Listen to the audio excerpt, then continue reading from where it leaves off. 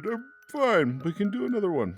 Come on. We don't need you don't need to do another one, Josh. We're good. We got 2 recorded tonight already. Yeah, we're done podcasting for the night, big guy. You can I just have rest. more stories.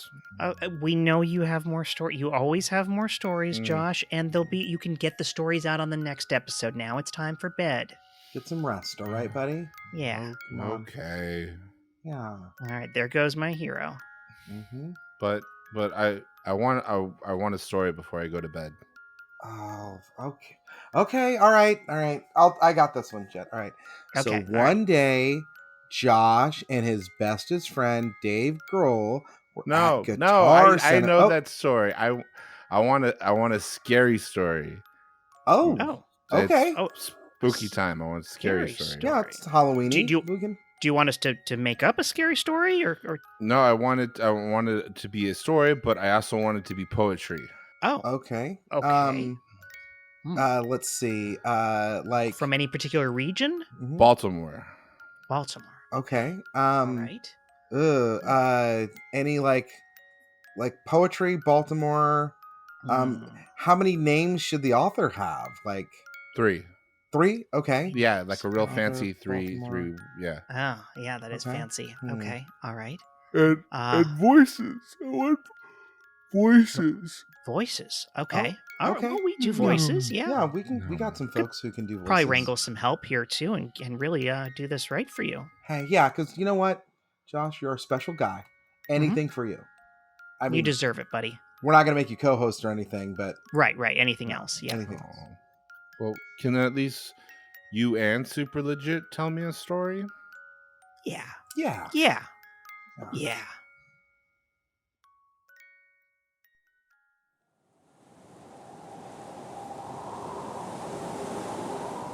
Once upon a midnight dreary, while I pondered, weak and weary, over many a quaint and curious volume of forgotten lore, while I nodded like nearly napping, suddenly there came a tapping, as of someone gently rapping, like rapping at my chamber door.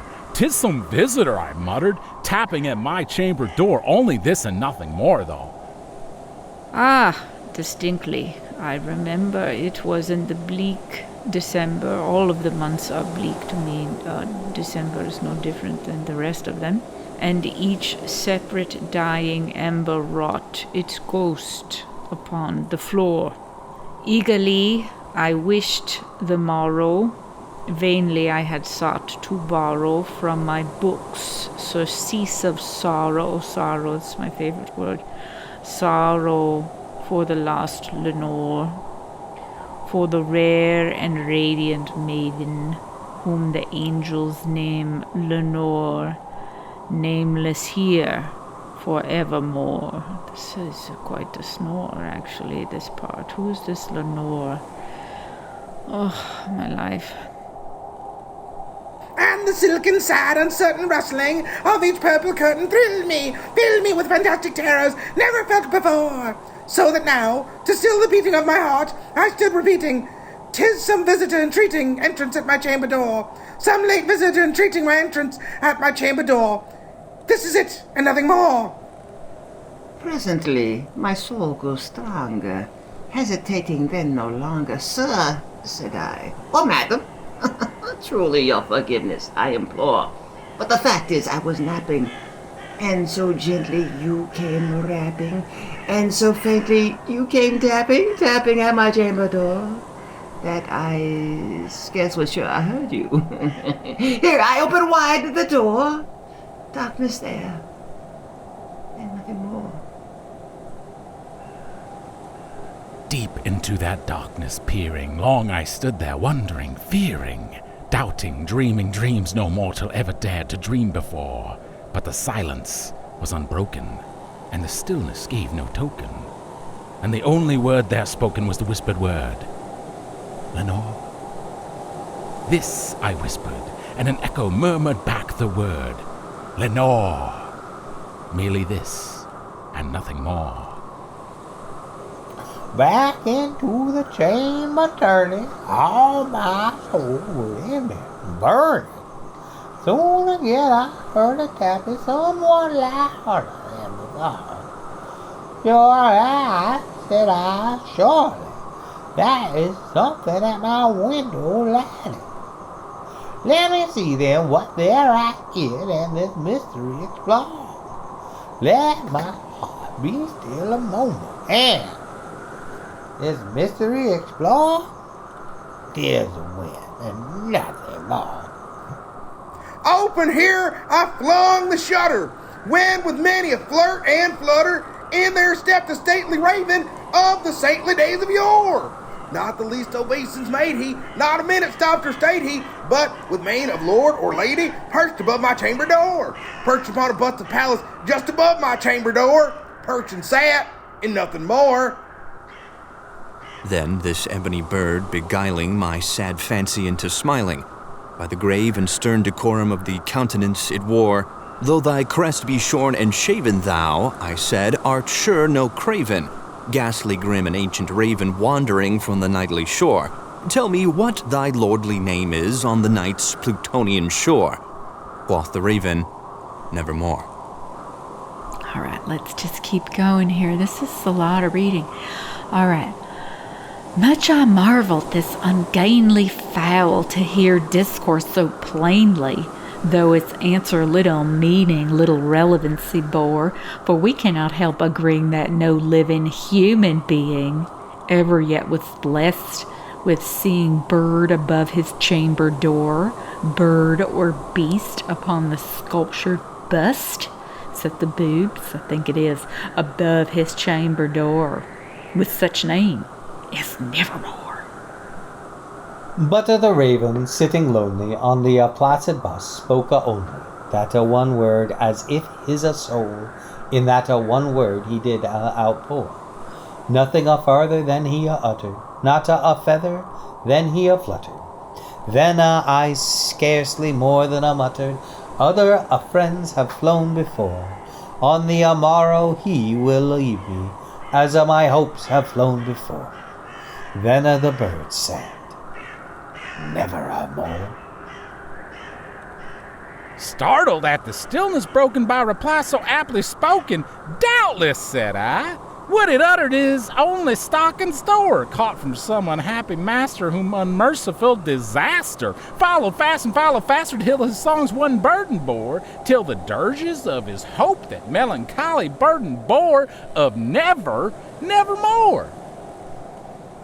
But the raven, still beguiling all my fancy into smiling, straight I wheeled a cushioned seat in front of bird and bust and door. Then, upon the velvet sinking, I betook myself to linking fancy unto fancy, thinking, this ominous bird of yore, what this grim, unghastly, gaunt, and ominous bird of yore meant in croaking, nevermore.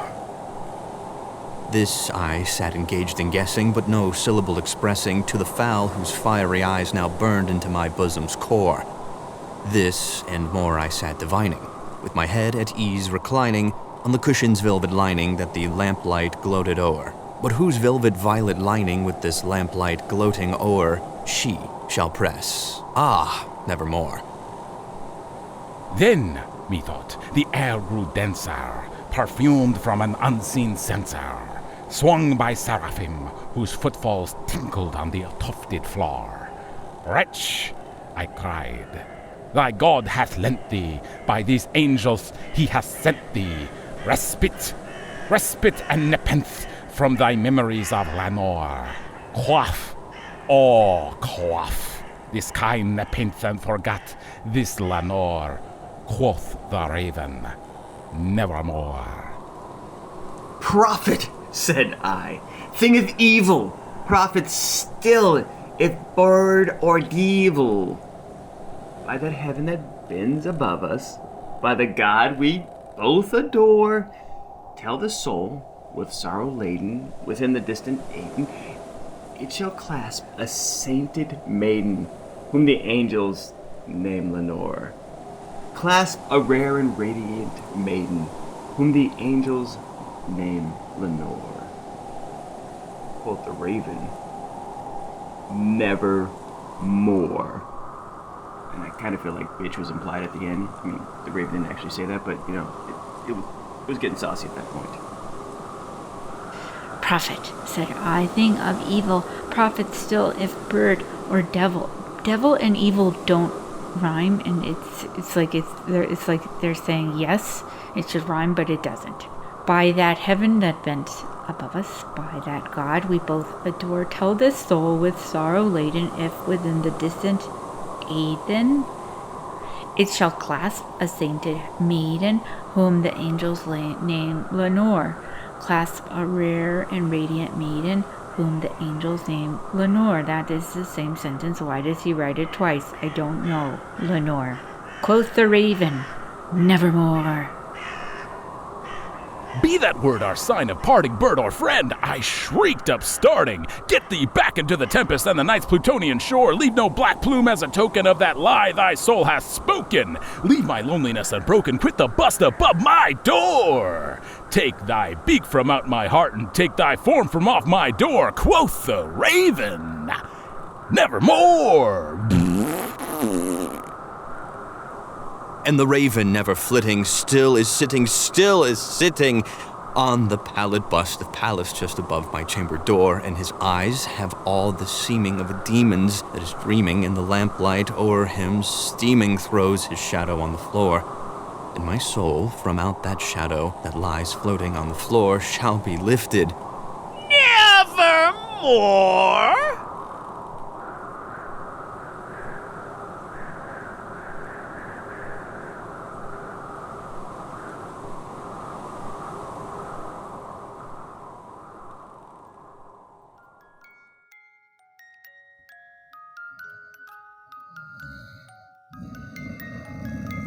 Wow. He's out like a light. Dreaming of little Dave Grohl's in his head. Oh, he's got the big solo right now. Yeah. Hey, sleep well and dream of gigantic ghost tacos.